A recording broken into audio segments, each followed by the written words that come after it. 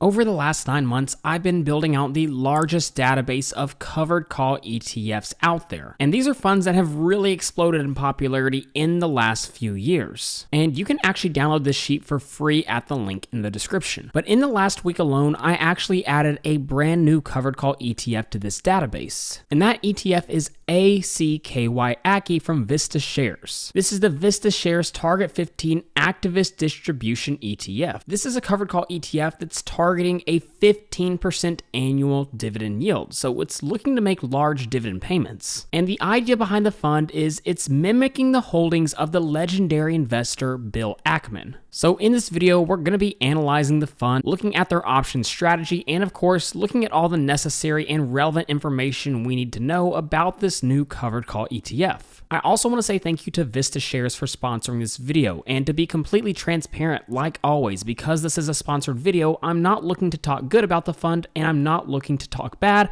I'm simply going to tell you the facts. So let's go ahead and jump in. Now, one of the things that's interesting about covered call ETFs is even though this ETF has only been trading for about 5 days, we can actually get a pretty good idea of what this fund is going to do in the future simply by looking at how it's structured. Let me give you a few examples of what I mean. In the covered call ETF database, again, it's available for free at the link in the description. There's plenty of relevant information, but there's 3 key items that most investors gloss over that can really tell you a lot about the fund. And those 3 key metrics are options moneyness, portfolio options coverage, and whether or not the net asset value has grown since inception.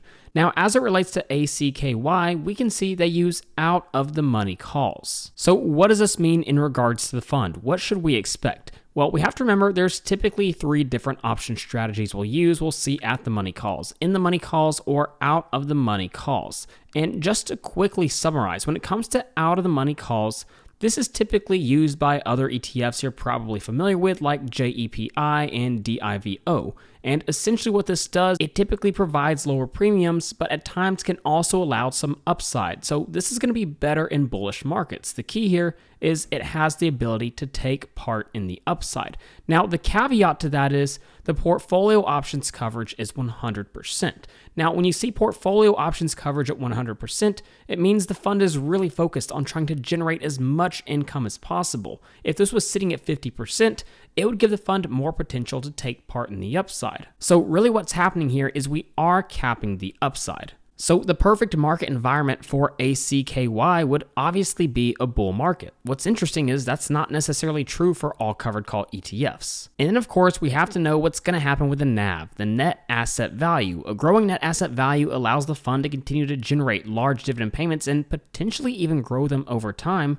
But if it's declining, those dividend payments will likely get smaller and smaller, which is unfortunately the case for many covered call ETFs. Now, so far, ACKY's only traded for about 5 days, but it's actually already up by about 1%. Now, obviously, that doesn't mean much, but one of the things we can look at is how another fund that's essentially structured the exact same way has traded since its inception, and that's OMAH. This is another fund from Vista Shares, and it's targeting a 15% dividend yield, and it focuses on the holdings of Berkshire Hathaway. And this fund has actually become very popular. In just a short amount of time, about 6 months of trading, it's already grown to about $500 million in assets under management. So there seem to be a lot of investors interested in this type of fund. Now, what's interesting is if we take a close look at what's actually been happening with the share price and basically the net asset value, we can see it's remained relatively stable over the last 6 months. It's down slightly since inception, but here's the good news. We can see when we saw the tariff scare right here in early April, when the market sold off,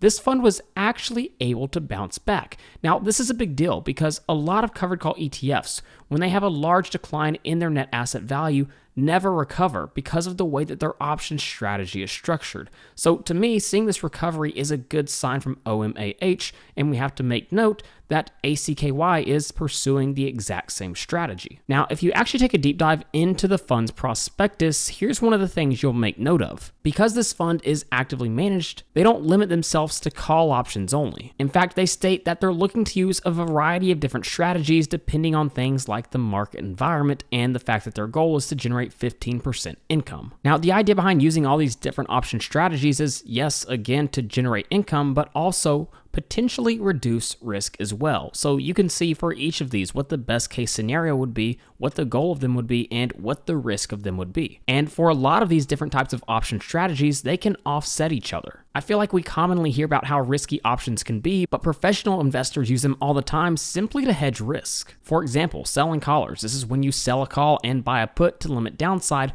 while giving up some upside. So essentially, you protect against large moves and limit your losses. So in a case where this fund used that strategy, if the stock stayed flat, they would be able to generate a lot of income. So again, it's important to understand the different option strategies used. Now, if we jump over to the fund's fact sheet, they give us 3 key reasons to consider this fund. Number 1 is to seek high monthly income. ACKY seeks to generate high monthly income by investing in an equity portfolio and implementing a data-driven options investment strategy. 2 is core equity exposure. ACKY provides full cap range equity exposure that can be considered a portion of the core equity allocation in a well-diversified portfolio.